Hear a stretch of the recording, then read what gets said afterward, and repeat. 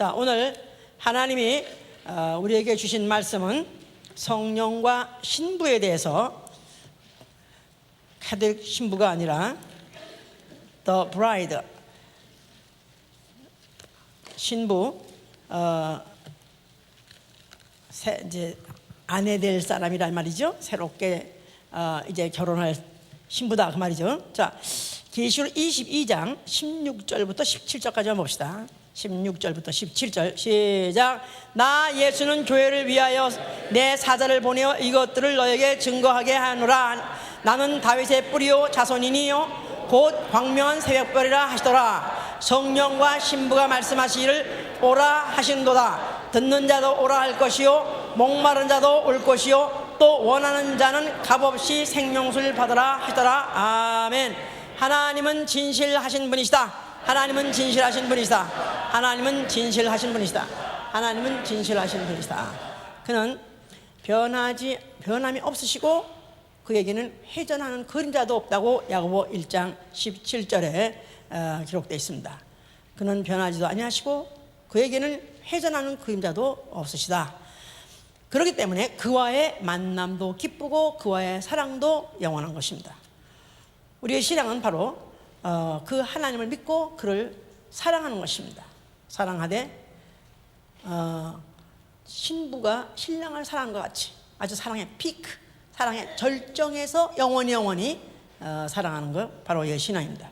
우리의 신앙 생활은 이제 그와 영원한 결합을 위하여 준비하고 단장하는 생활, 이게 바로 우리의 신앙 생활이라고 썼어요.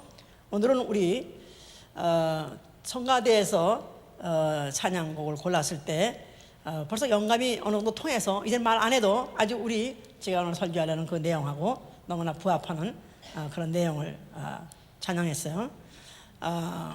하늘에서부터 거룩한 성새 예루살렘 성이 내려오니, 하늘로서 하나님께서 내려오니 바로 신부가 그 신랑을 위해서 단장하는 것 같더라. 그래서 신앙 생활인 것은 신부된 자가 신랑을 위해서 예비하고 단장하는 것 같은 생활, 이게 바로 우리의 신앙 생활이다 이 말이에요. 그러면 즐겁겠어요? 아니면 지겹겠어요?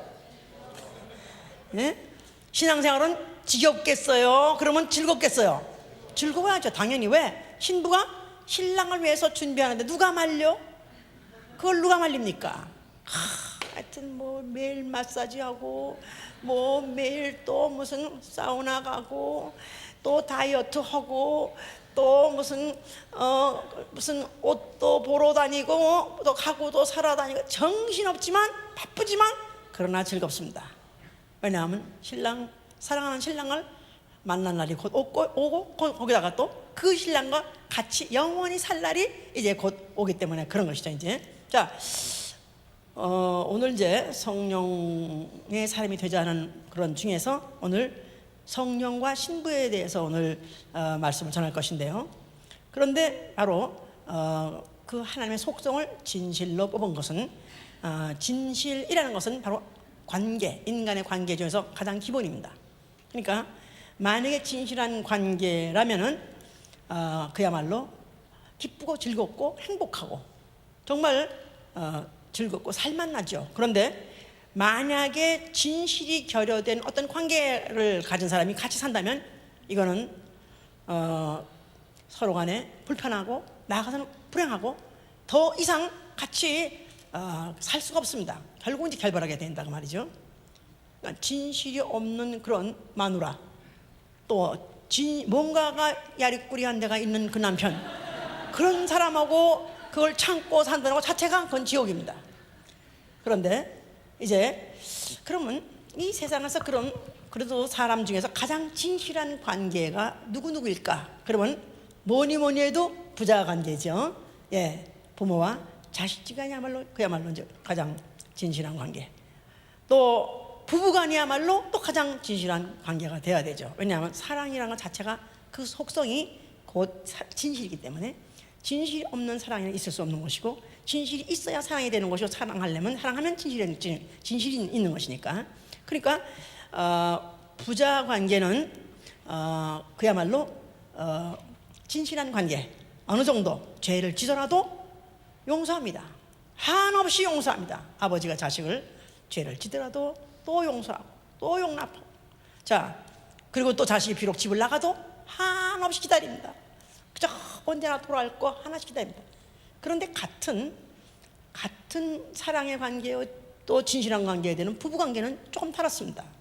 부부는 만약에 부인이 나가서 죄를 졌다, 간음을 했다, 그럼 남편이 용서할까요? 못할까요? 용서할 사람 손 들어보세요.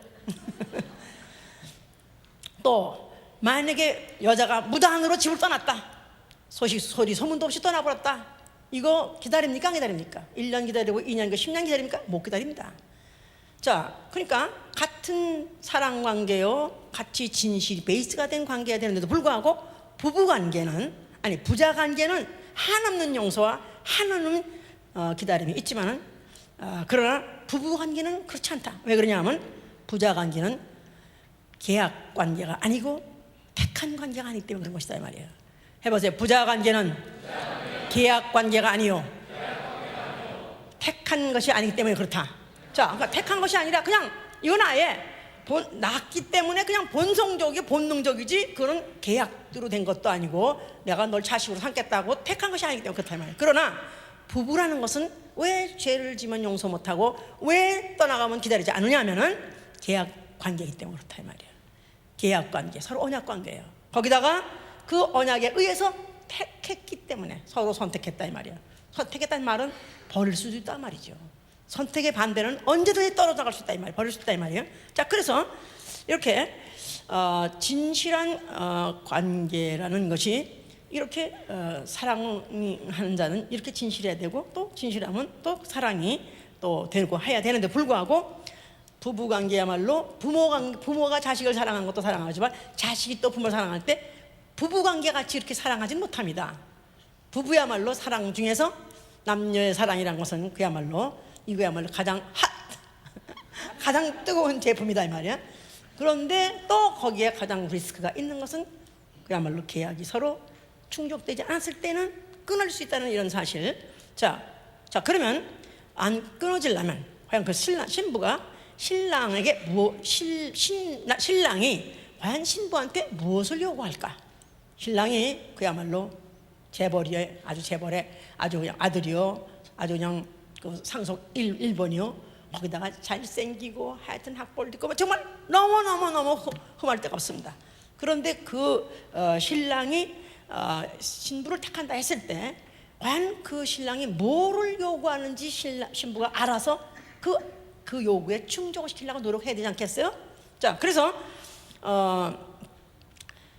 용모도 따지고 아니면 학벌도 따지고 성격도 따져보고 배경도 따져보고, 그냥 그래서 신부를 택할 때 여러 가지로 다 봅니다. 그래서 이제 약혼을 한다 이 말이야.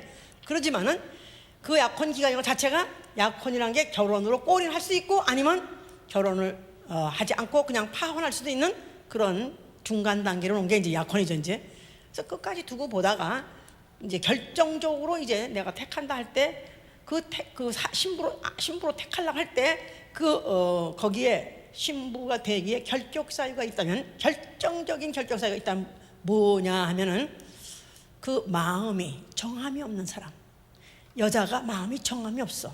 오늘은 미스터 김, 오늘은 미스터 황, 오늘은 미스터 권세, 오늘은 미스터 황금. 예?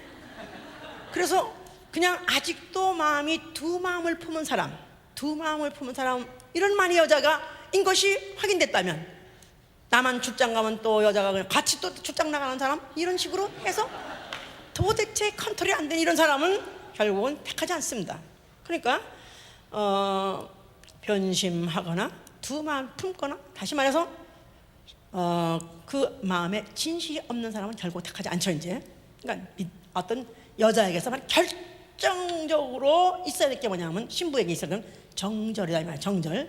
자, 이런 것이 이제 요새 이 세상에서도 그러하거늘 성경도 그러하다 이 말이에요.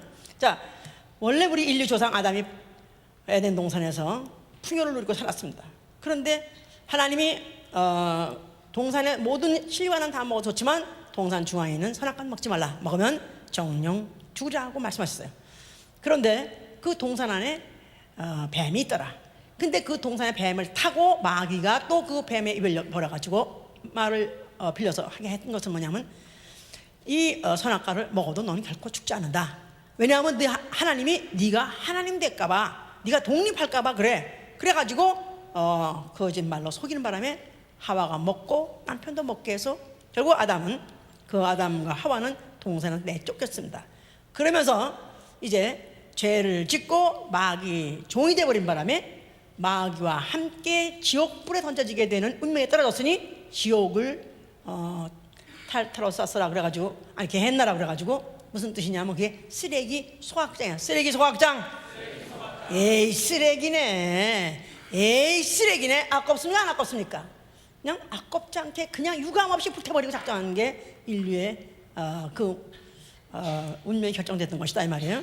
자, 그런데 하나님이 원래 사람을 지으실 때 사랑의 대상으로 지으셨어요. 사랑하기로 작정하셨기 때문에 성경에 보니까 하나님의 미련이 군데군데 묻어 있습니다. 하나님이 이스라엘 백성을 택하신 이유가 바로 하나님이 인류를 사랑하셔서 어떻게 하면 그 사랑관계를 회복하려고 인류를 택하셨었어요. 그래서 신명기 4장 37절에 이스라엘을 일컬어 뭐라고 하냐면 그 열조를 사랑하사 그 후손을 택하셨다 그랬었어요. 그 열조를 사랑하사 그 후손을 택하시니라. 내가 이 세상에 많은 국민이 있지만 내가 어떤 국민에게 그와 같이 내가 말했으며 또 그와 같이 내가 능한 팔로 너희들을 갖다 내가 구원해느냐, 내가 불 가운데서 그렇게 나타나서 말하지 않느냐 하면서 하나님이 바로 이스라엘 백성은 특별한 백성이라는 것을 그들을 불러가지고 택했을 때 그들을 사랑했기 때문에 그렇다 그랬었어요. 그래서 이제 그들에게 말씀하시기를 상천하지에 오직 여호와는 하나님이라 오로지 다른 신은 없으니 너희는 명심하라. 하나님 외에 다른 신은 없으니 너희는 명심하라. 하나님 외에 여호와 외에 다른 신이 없으니 명심하라. 자, 그래서 그들에게 준 것이 뭐냐면 율법이다 말이야. 율법. 자, 그래서 율법 신명기 6장에도 너희가 여호와를 사랑하라 그런 계명을 주셨어요. 나는 질투하는 하나님이라. 나는 내가 너한테 쏟아부은 사랑이 얼마나 진실하고 얼마나 무제한적으로 너에게 쏟아부었으니까 너희가 만약 다른 생각 다른 땀만 먹어 나는 질투한다. 그런 정도가 아니라 이제 너희는 다른 신을 아예 다른 신에게 마음에 두지도 말고 또 다른 신에게 절하지도 말고 또 다른 신의 이름을 부르지도 말라.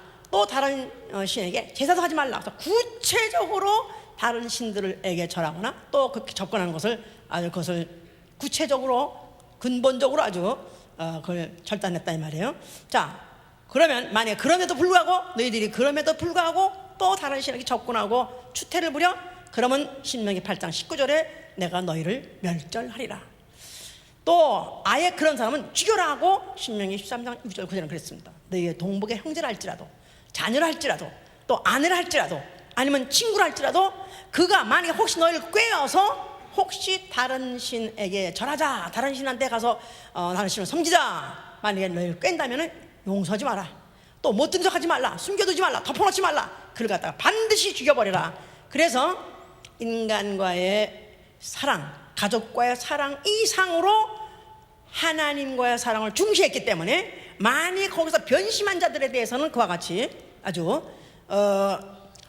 절단해버리는 아주 절단내버리라고 그렇게 이제 말씀을 하셨었어요.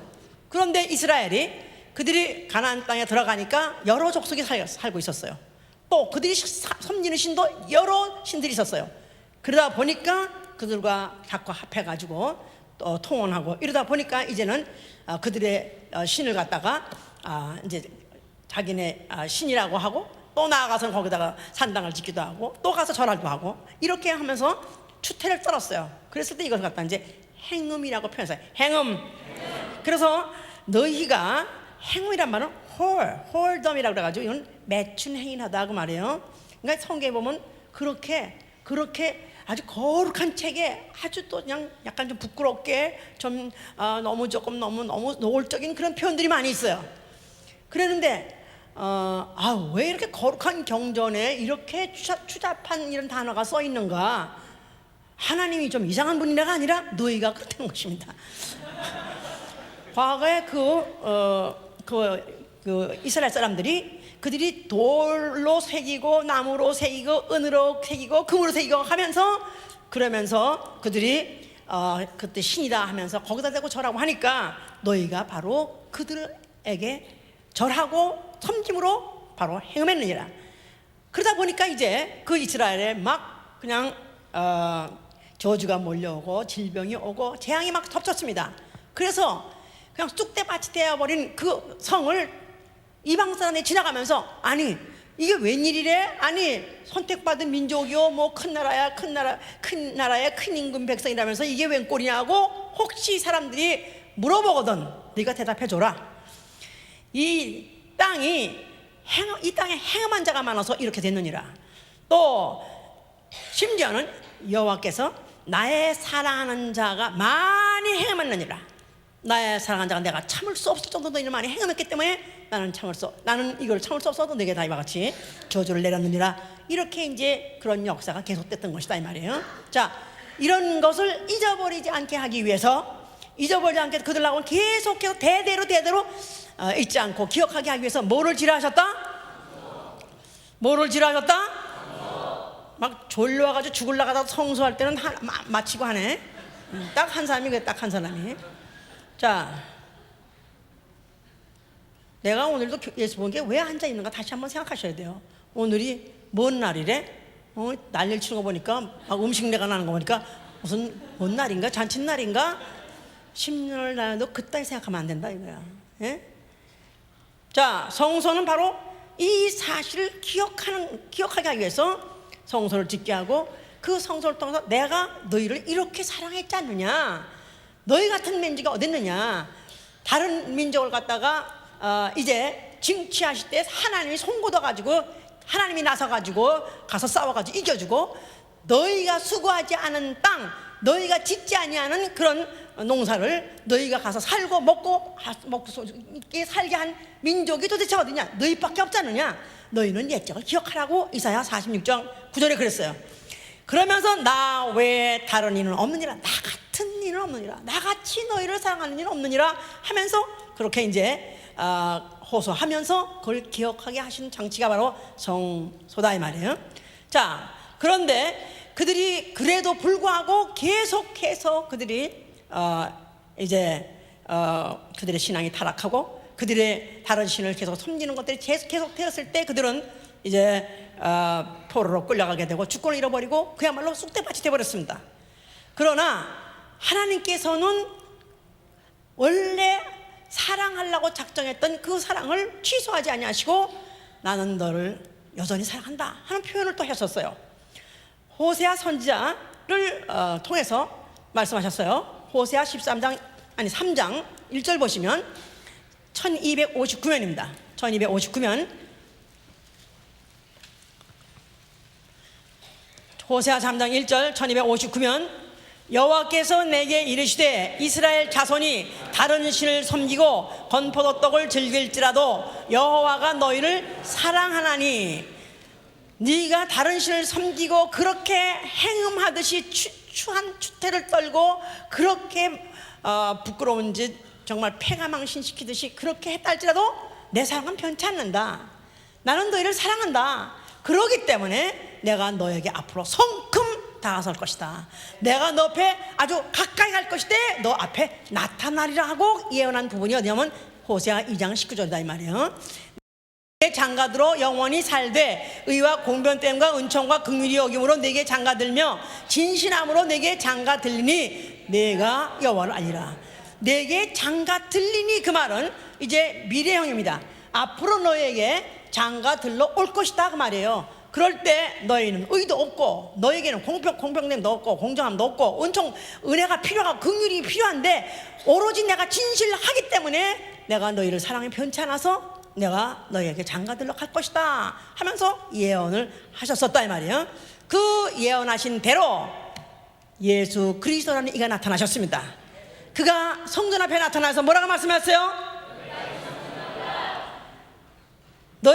성전을 헐면 내가 사흘 만에 일으키리라 했었어요. 자, 그러니까 성전은 무엇을 기억하는 것이냐 하면 하나님이 너희를 변함없이 사랑하신다.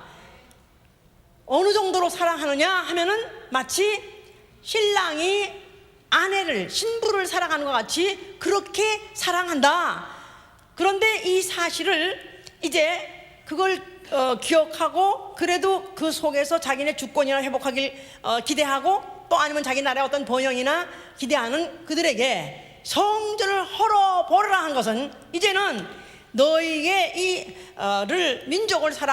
민족만 사랑하는 것이 아니라 이제는 이스라엘 야곱의 족속만 사랑하는 것이 아니라 내가 모든 인류를 사랑하는데 내가 모든 영혼들을 사랑할 것이다. 내가 모든 영혼을 사랑하되 내가 어떻게 사랑할 것이냐면 아예 장가들듯이 아예 시집가고 장가가는 것 같이 아주 완전 결합하면서 내가 사랑할 것이다. 그래서 그가 신랑으로 오셨다고 말씀하신 것이다 이 말이에요. 자, 그래서 아닌 게 아니라 침례 요한이란 선지자가 예수를 소개할 때 뭐라고 소개했느냐? 요한복음 3장 29절 했어요. 요한복음 3장 29절 보세요. 신부가, 자, 요한복음 3장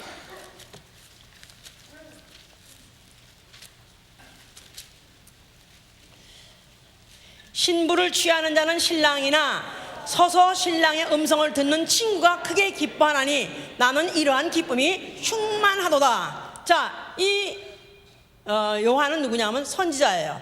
선지자는 누구냐 하면은 이스라엘을 대표하는 사람이에요.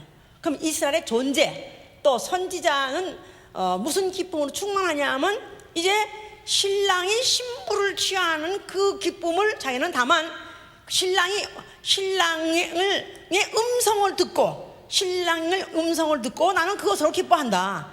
그래서 이제 이스라엘이 그동안에 하나님의 사랑을 받고 하나님의 이제 유독한 그 사랑의 대상으로 택함 받았다 할지라도 그러나 진짜 신랑이 신부를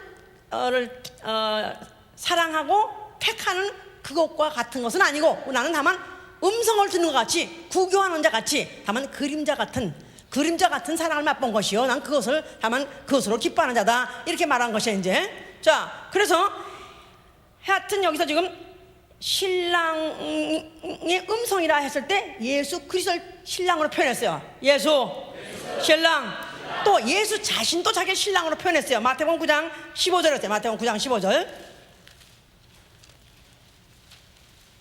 신랑이고 신부고 나는 그저 어서 예배나 끝나고 밥이나 먹었으면 좋겠다.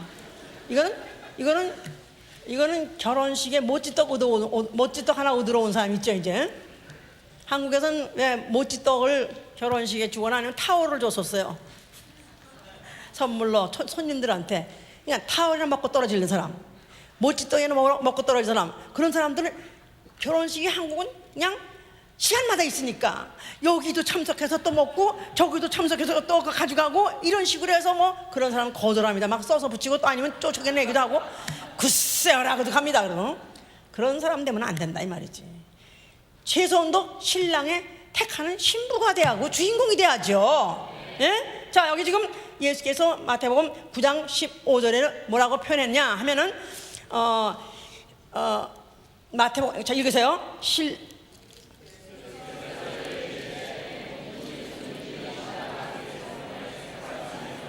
자, 신랑과 함께. 그러니까 그 바리새인들이 어찌해서 예수는 먹기를 탐하고 또 그 모든 제자들도 또 먹는데 이렇게 다 허겁지겁 먹는 걸 좋아하느냐 이런 식으로 말했어요.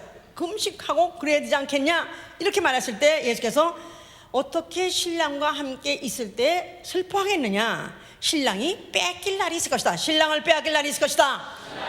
그러니까 예수의 제자들이 앞으로 신랑을 빼앗길 날이 있을 것이다. 그래서 결국 예수가 앞으로 이제 사라질 터인데 그때를 신랑을 빼앗길 날이라고 표현한 것이다 그 말이에요. 자, 그러면서 예수 자신이 빼앗긴다 그 말은 나는 이제 앞으로 잠시 떠나갈 것이다. 그래서 요한복음 14장 1절로부터 3절에 뭐랬냐 하면 너희는 마음에 없냐고 근심하지 말라. 내가 떠난다고 너희는 근심하지 마라. 내가 아버지 집으로 갈 것인데 아버지 집에는 거할 곳이 많으니라. 아버지 집은 거할 곳이 많으니라. 내가 떠나가서 처소를 예비하고 그 예비가 되면은 다시 와서 너희를 데려가리라. 그래서 너희를 데려가리라. 다시 와서 데려가리라. 누가?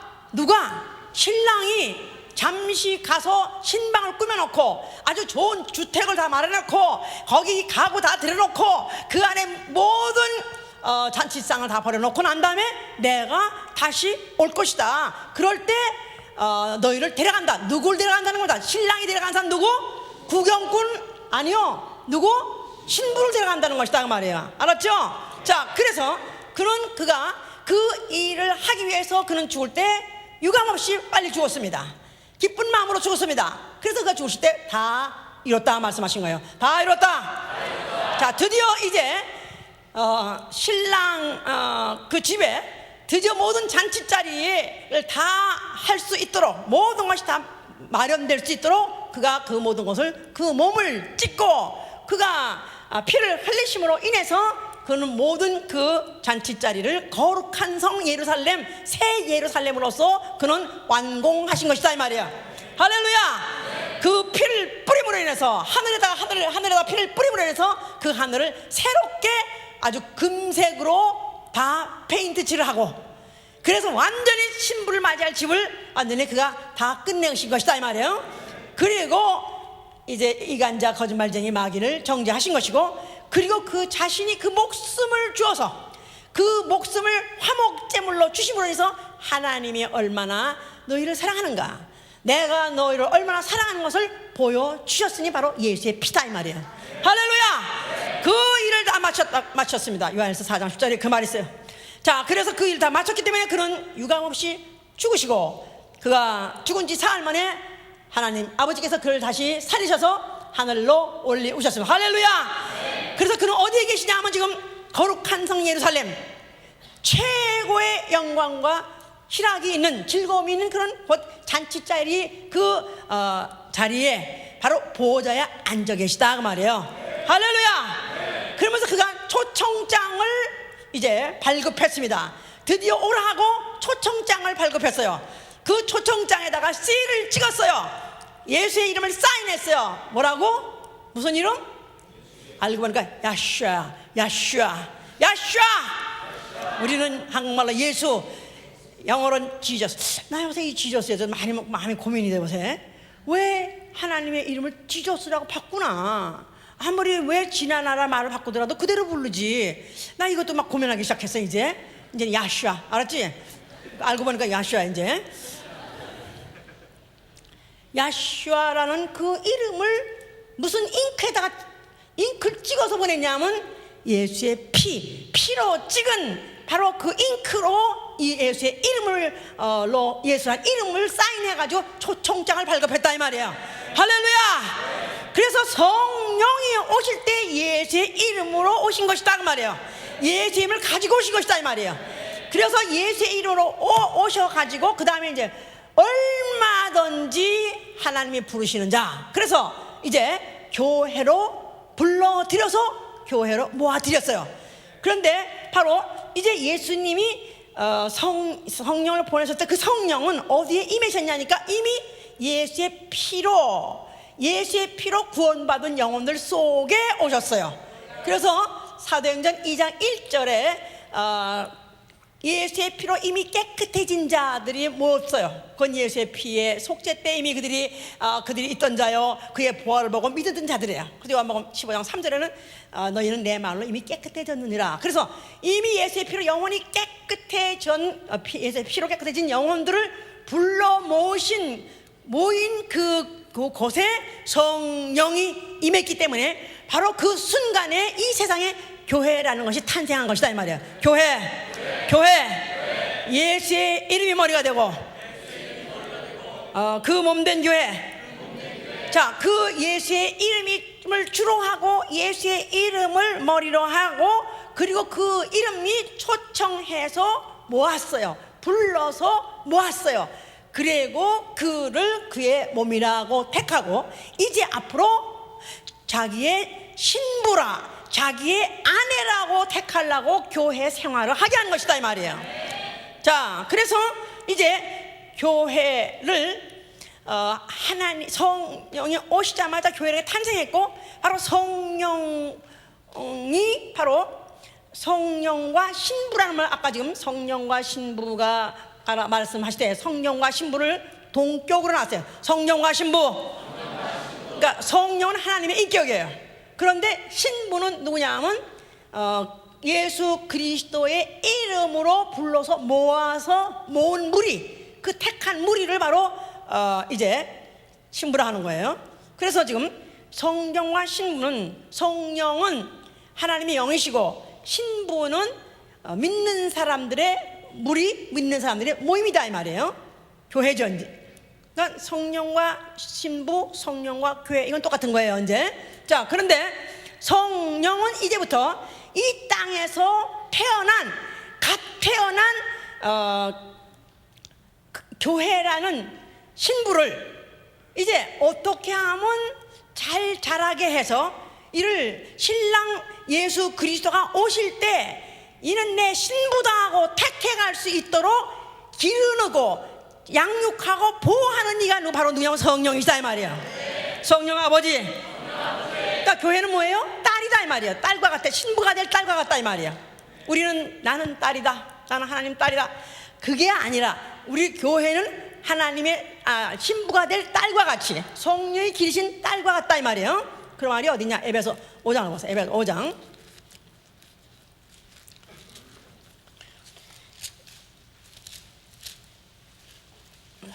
5장 25절부터 보시면 남편들아 아내 사랑하기를 그리스도께서 교회를 사랑하시고 위하여 자신을 주신 같이 하라. 이걸 보통 주례사에서 많이 쓰십니다. 그런데 간단한 얘기가 아니에요. 그렇게 간단히 주례사에서 쓸만한 그런 얘기가 아니라, 이거는 인간의 어떤 감정이라든가 인간의 그런 정서를 이용해서 하나님의 깊은 뜻을 말하는 걸로 하는 거예요. 예? 거기 보니까 그리스도께서 교회를 사랑하시다 하잖아요. 그리스도께서 교회를 사랑하신다. 신랑이 신부를 사랑한 것 같이 사랑한다 이 말이에요. 그런데 어떻게 위하여 자신을 주신 같이 위해서 자기를 주되 자기의 목숨을 주되 전혀 아깝지 않게 희생하면서 줬다 이 말이에요. 그러니까 예수 그리스도 신랑은 교회를 사랑하십니다. 신부될 교회를 사랑하실 때 이미 그 교회를 자기 피로 사셨다 그랬지 않습니까? 그 피를 줘가면서, 목숨을 줘가면서 사랑하신 바로 대상이 바로 교회다 이 말이에요. 아멘입니까? 하나님이 누굴 사랑하세요? 나를. 나가 아니라니까 누굴 사랑한다고요? 교회를 사랑한다며. 교회를. 지금도 나나나 하는 사람 누구냐 하면 유대인들이에요. 얘들은 이미 시절이 지나갔다 이 말이야. 이미 성전은 이미 무너졌다 이 말이야. 걔들 시대가 아니라고. 지금은 무슨 시대냐 하면 성령 시대요 교회 시대다 이 말이야. 교회. 그리스도의 사랑. 예수 그리스도의 사랑이 독점받는 것이 바로 어디냐면 교회다 이 말이야. 자, 그런데 그 교회를 사랑하시는데 앞으로 신부로 데려가려고 사랑할 텐데 성령이 무슨 일을 하시냐 하면 이는 물로 씻어 말씀으로 깨끗하게 하사 거룩하게 하시고 자기 앞에 영광스러운 교회로 세우사 티나 주림 잡힌 것이나 이런 것들이 없이 거룩하고 흠이 없게 하려 하심이라. 물로 씻고 말씀으로 깨끗하게 해서 거룩하게 하시고, 그래서 결국은 티나 주림 잡힌 것이 없게 하려는 이유는 그리스도가 신랑으로 올 때 그 앞에 영광스러운 교회로 세우려고 하시는 것이다 이 말이에요. 결혼식 때 신부가 먼저 들어와요, 신랑이 먼저 들어와요? 뭐 요새는 둘이 같이 들어온 사람도 있더라고. 예? 그런데 원래 성서적으로는 신랑이 먼저 들어오고 그 다음에 이제 택시가 들어오지 않습니까? 누가 데려와? 원래 아버지가 데려오잖아요. 아버지가 딸을 데려오는데 이제 딴딴딴딴한데 어떤 아버지는 처음 이제 외동딸을 보내니까 한 번도 안 보냈으니까 어떻게 딸하고 잡고 올지 모르니까 딸이 오히려 아버지가 딸을 붙잡고 온 사람이 있어. 아버지가 딸을 붙잡고 덜덜덜덜 떨고 온 사람도 있어. 덜덜덜 떨어야지. 왜 떠냐면 이거 얘 여기까지 오는 것까지는 왔는데 이거 데려가 안 데려가면 어떡하나, 이거 신랑이 택하지 않으면 어떡하나, 여기 들어오는데 여기까지 와서 꼴 보니까 아니 얼굴도 그냥 이 자다 부시셔고 와서, 아니 빛나고 깨끗하게 아주 샤이니하게 아름답게 화장을 한 것이 아니라 보니까 자다가 눈곱 잔뜩 끼고 코딱지 끼고 침까지 흘려가지고 여기 게을러가지고 기도하다 밤낮 잠이나 자가지고 밤낮 침까지 흘린 침자주까지 그대로 왔어. 걷다가 옷은 흰 드레스가 있긴 입었는데 어디서 연탄집에 갔다 왔는지 제일 시꺼멓게 만들어가지고 어디 시장에 가서 묻혀왔는지 그냥 생선 비린내 같은 걸 다 묻히고 그러고 왔다 이 말이야. 꽃다발은 죄 찢어져가지고 다 떨어져 버리고 멸루가는 또 썼다고 했는데 알이 다 빠졌어. 그 안에 열매 보석이 다 빠졌어. 자, 그리고 들어왔어. 그러면서 음을 쫙쫙 칠까? 이러고 들어왔어. 그럼 신랑이 내다보고 있다가 그 다음에 몇 칸 내려가는 거예요. 하늘로서 내려온다 그랬으니까 몇 칸 내려가서 그 다음에 데리고 이제 올라오는 거죠 이제. 그런데 신랑이 딱 내다보니까 여자가 보니까 영 이건 주책바가지라. 이거 데려다가 만약에 이거 제가 저 집에 데려갔다는 이건 시아버지 시어머니한테 구박덩이에다가 이거는 오히려 집안 망신 개가 망시킬 것 같으니까 여기서 딱 거기서 오케이 터미네이트 끝내자. 여기서 끝내자. 그러면 안 된단 말이야.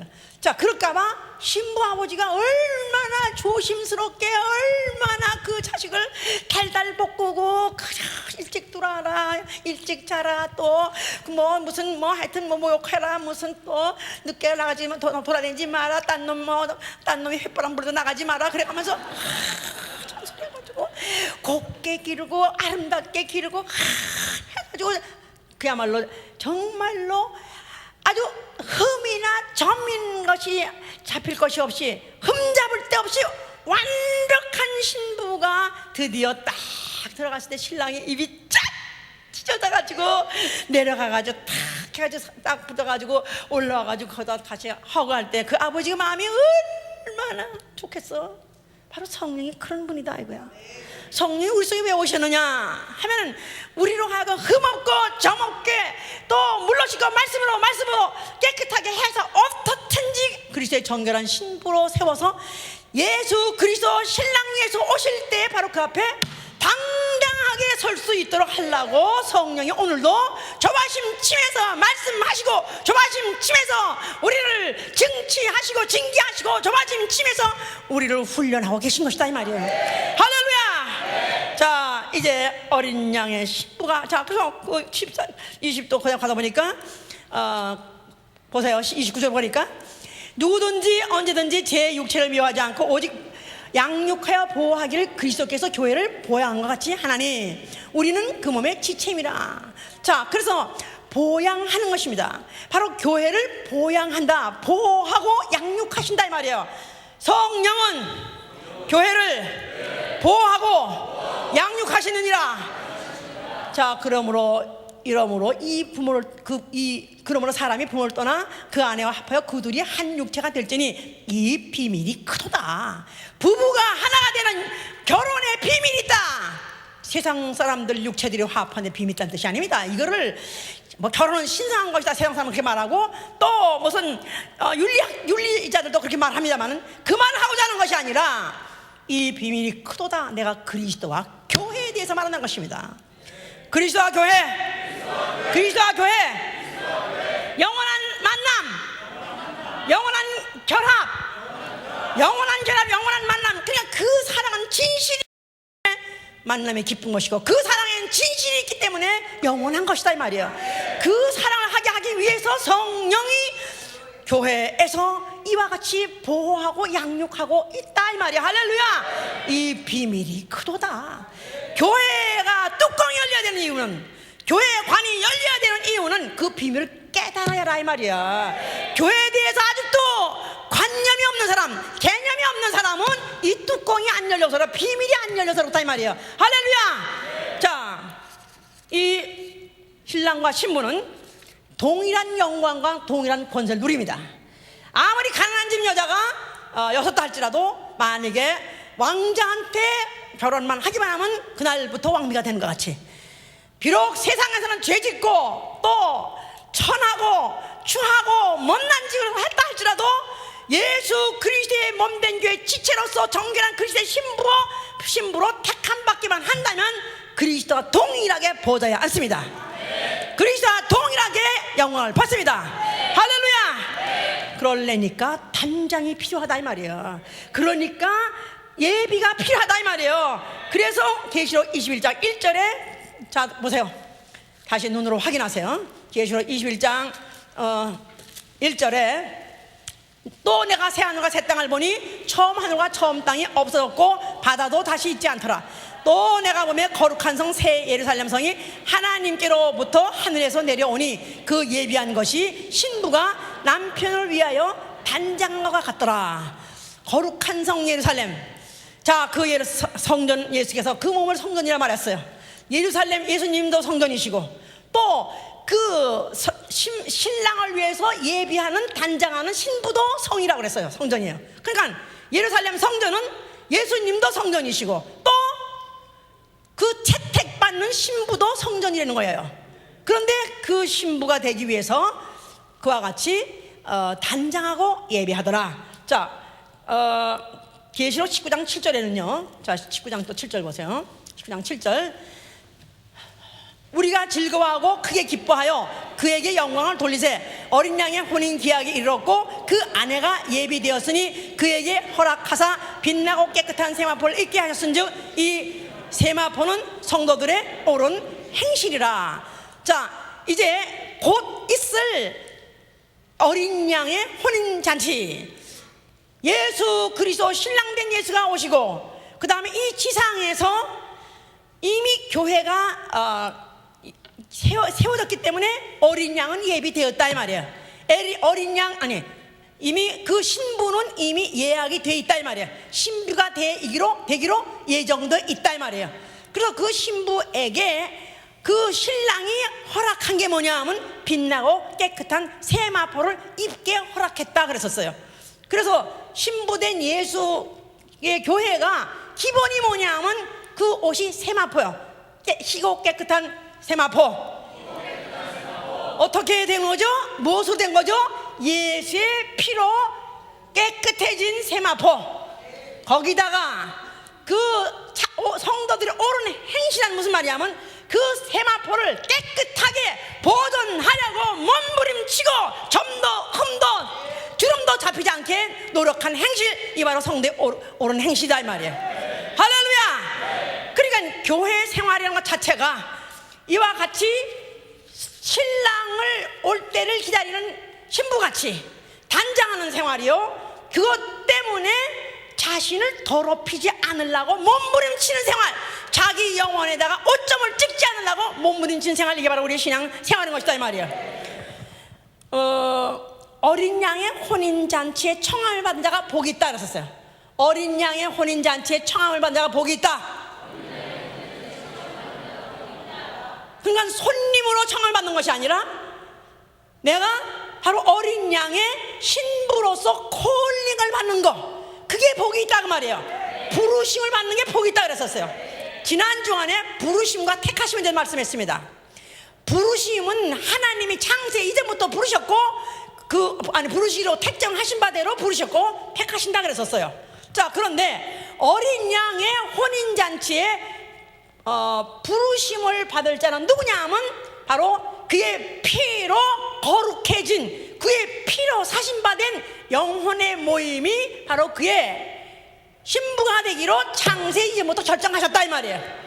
자, 그런데 누가 그러면 택함을 받을 것이냐, 누가 진짜 마지막에 결혼식장까지 왔다가 이제 신방에 들어갈 것이고 이제는 바로 새 살림을 꾸릴 수 있는 사람이 누구냐면 택함을 받아야 된다 이 말이에요. 택함을 받아야 돼. 자, 여기 마태복음 22장 보세요. 마태복음 22장.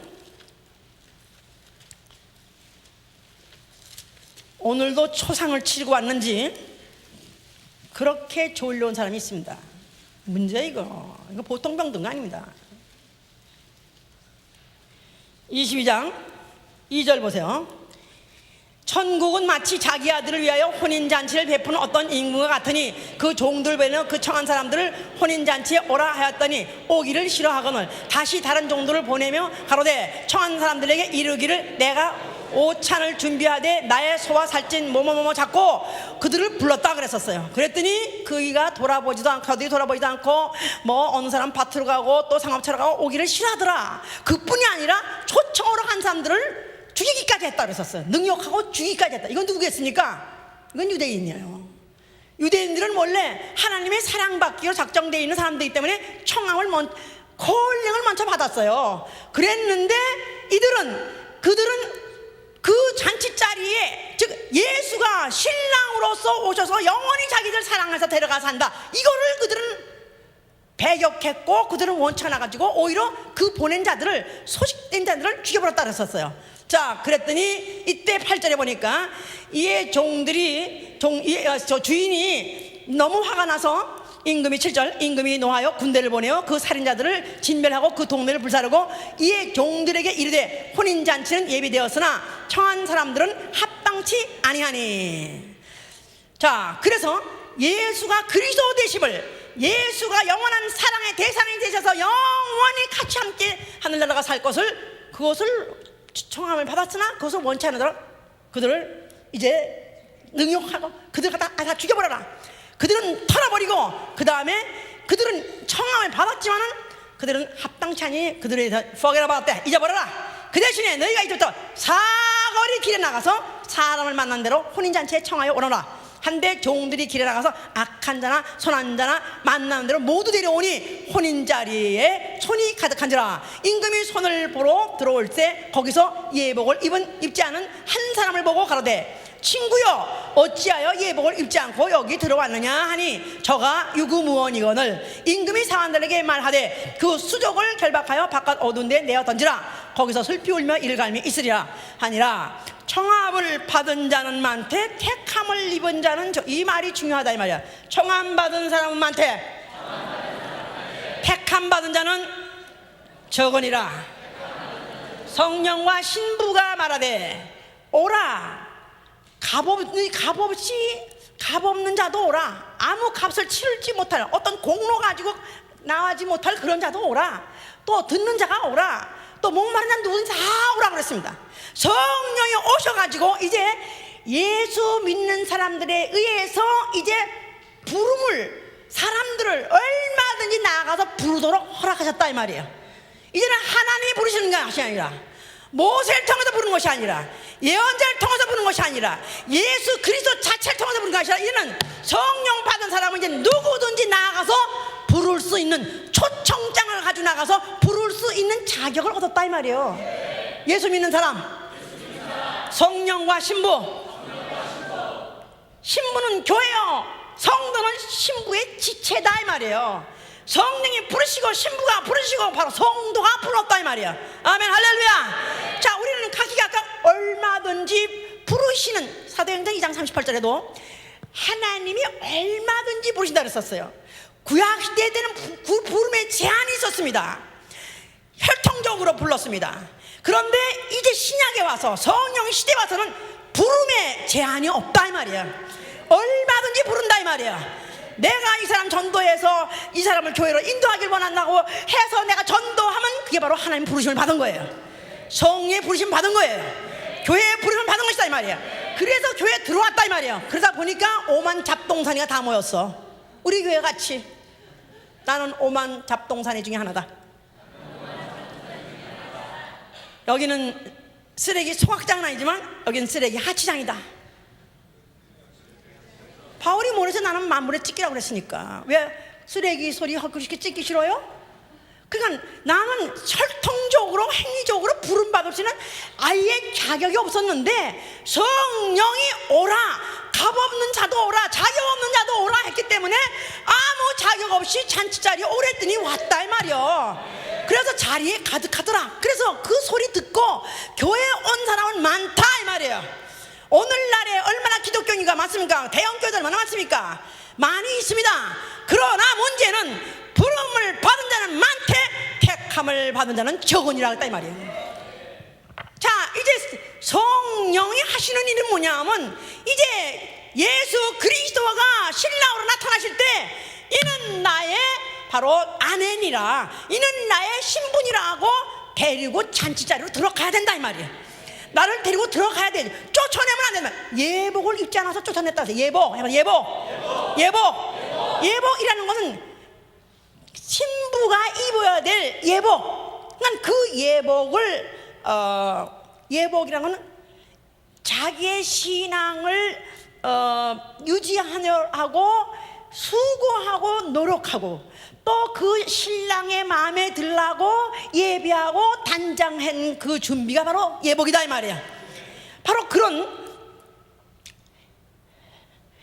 예복을 바로 입고 들어가야 되기 때문에, 그래서 성령의 사람은 오늘날 뭐 하는 것이냐, 신앙생활은 뭐 하는 것이냐 하면은 바로 내가 어떻든지 나는 그리스도 앞에 나아갈 때 신부로 채택함 받기 위해서 그리스도의 몸된 교회의 지체가 되려고, 붙어 있으려고 몸부림을 치는 자, 시험을 들지 않고 죽어라 붙어 있으려 하는. 왜냐하면 예수 그리스도는 바로 머리요, 교회 머리요, 그 교회는 그의 몸이요, 우리는 그 성도는 바로 그 몸의 지체니라니까.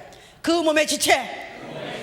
시험이 오면은 교회 어떻게든지 떠나가게 하려고 여러 가지로 시험하고 여러 가지로 유혹합니다. 그런데도 불구하고 어떻든지 교회를 떠나지 않으려 하는 것은, 나는 신부가 아니라 나는 신부의 지체가 되어야 되기 때문에, 누구의? 정결한 그리스도의 신부의 지체가 되어야 되기 때문에, 할렐루야. 그래서 교회를 떠나지 않으려고 몸부림 치려다 보니까, 그래서 시험도 이겨야 되고 모든 데 꿈을 포기해야 되고, 내가 원래 가져왔던 꿈, 내가 뭐가 되고 싶었던 꿈, 그것까지도 포기하면서까지라도, 아니면 불리한 것을 다, 불리한 조건들이 다 있다지라도 감내하기로 작정하고 교회에 붙어 있으려고 몸부림을 치는, 이게 바로 신부로서의 단장이다 이 말이에요. 또 두 번째는 바로 믿음의 정절시킬 것입니다. 정결한 처녀가 한 남편인 그리스도에게 시집가려는 것 같이, 그리스도를 향하는 진실함과 깨끗함을 떠나서 부패하지 말라고 그랬었어요. 세상의 사람들이 사는 방법이 그것이 부럽고, 또 믿음 없는 세상 교회들의 그들이 하는 방향이 그것들이 오히려 부럽다고 생각하는 그런 데서부터, 나는 어떻게든지 내가 나를 갖다가 구별하고 나를 성별하려는 것은 어떤든지 믿음의 정절을 가져. 믿음의 정절. 그래서 고린도후서 11장 2절 3절 그랬지 않았어요? 그래서 너희가 진실함과 깨끗함에서 떠나지 말라. 그래서 너희가 부패되지 말라. 왜냐하면 우리는 얼마든지 지금 세상, 또 세상적인 교회들, 성령이 말씀하시지 않냐고, 성령이 채택하지 아니할 그리스도의 신부, 자, 교회라고 이름은 붙였지만 정결함, 이미 거룩함, 정결함, 이런 것에서 떠나버린 세속적인 교회들이 얼마나 많다 이 말이야. 그러니까 세속화되지 않으려고 몸부림 치려고 하는 교회의 그 이론이 되는 것이다 이 말이야. 또 세 번째로는 믿음의 공동체를 위해서, 다시 말해서 믿음의 공동체, 교회를 세우기 위해서 교회의 기둥이 되려고 노력하는 생활. 이럴래니까 희생이 있고, 이럴래니까 헌신이 있는 것입니다. 그 거룩한 성 예루살렘의 성이 하늘에서 내려온 걸 보니까 각종 보석으로 그것이 다 장식되어 있더라 썼어요.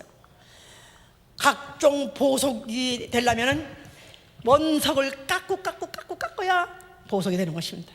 믿음은 보석 같은 믿음이에요. 보석 같은 믿음. 깎여서 세상적이고 깎이고, 육체적이고 깎이고, 정욕적이고 깎이고, 그리고 교만이 깎이고, 그 다음에 또 이기심이 깎여버리고, 게으름이 깎여버리고, 정욕이 깎이고, 다 깎여가지고 아주 깨끗한, 정말 아주 프레셔스 스톤, 보석 같은 이 믿음이 나야 결국은 그리스도의 교회를 세우는 것이다 이 말이야. 오늘날까지 우리 예수 보니까 25주년 동안 여기까지 왔습니다. 그 중에 여기 등록하고 그날로 다시 안 온 사람도 많지만은, 또 10년을 다녔다가 떠난 사람도 있습니다. 또 20년이 가깝고 있다가 떠난 사람도 있습니다. 그런 사람들을 교회를 세우는 내 여기까지 공헌했기는 했지만은 그러나 더 이상은 기둥이 아닙니다. 정말로 교회를 세우는 기둥이 되는 사람은 새 예루살렘 성전에 기둥이 되게 하리니 떠나가지 아니하리라. 결코 떠나가지 아니하리라. 결코 떠나가지 아니하리라. 결코 떠나가지 아니하리라. 내가 만약에 더 큰 미션이 있어서 교회에서 정식으로 보냄을 받을지언정 내가 임의로 떠날 수 없는 분자, 나는 내가 떠나면 교회가 안 돼, 난 떠나면 교회가 쓰러져, 나 없으면 내 일을 누가 해 하면서 붙어있고 교회를 지탱해 주는 자가 누구냐면 바로 기둥 같은, 성전의 기둥 같은 자, 그런 자들이 바로 교회를 세우는 것입니다. 할렐루야. 그래서 정말 내가 성령의 사람이요, 우리 주 예수 그리스도 오셨을 때 정결한 그리스도의 신부로 택해서 새 예루살렘에 들어갈 자는 바로 교회에 붙어 있기를, 아주 죽기까지 하면서 붙어 있기를 몸부림치는 자요, 또 믿음의 정절을 지키는 자요, 또 교회를 세우려고 자신을 희생하는 자, 그거 바로 성령의 사람인 것입니다. 이제 예수보험교회가 창립 25주년입니다. 과연 예수보험교회 창립 30주년에 있을 사람은 누구일까? 나는 그때도 나는 교회를 바쳐갈 것입니다. 나는 끝까지 나는 주 예수 그리스도 정결한 그리스도 신부를 채택할 때 나는 그때 붙어있을 나는 지체가 될 것입니다. 주여 나를 붙잡아 주시옵소서. 주여 내 믿음을 붙잡아 주시옵소서. 주여 나를 정결케 해주시옵소서. 주여 내가 교회를 위해서 희생하게 싸우니 주여 나를 받아 주시옵소서. 이 시간에 두 손을 드세요.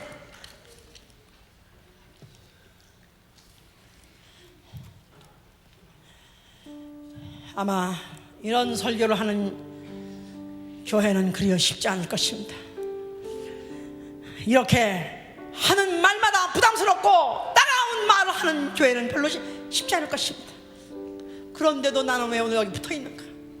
성령이 오늘도 교회에게 하시는 말씀을 그대로 전하고 그대로 들을 수 있으니까 나는 여기에 있는 것이고, 또 나는 또 왜 내가 피곤을 무릅쓰고 내 모든 또 부자 될 생각을 포기하고 내가 이렇게 가난하게 또 아니면 비천하게 아니면 추하게 이렇게 내가 오늘도 살아야 될 이유는 나는 교회와 함께 살기 위해서 그렇습니다. 나는 교회와 함께 나는 살고 이제부터 영원히 살기 위해서 그렇습니다. 주여 예수여 나를 붙잡아 주시옵소서. 예수!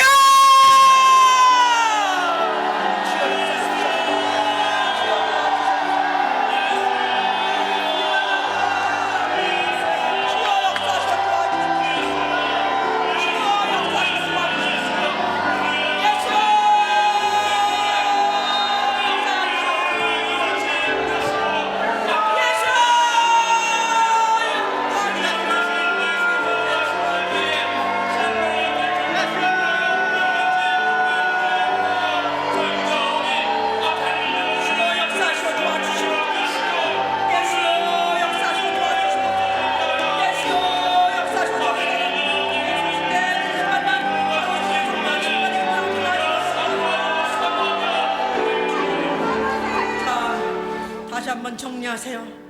나는 과연 주님 오실 때 정결한 그리스도의 신부라고 택함을 받을 교회 예수보험교회에 나는 속해 있는 것인가? 내가 속한 예수보험교회는 정말 정결한 그리스도의 신부로 택함 받을 수 있는 교회인가? 다시 한번 생각해 보세요. 다시 한번 생각해 보세요. 만약에 정말로 그리하다면 주여 나 정말 내가 이 교회에 붙어있게 하여 주시옵소서. 기도합니다.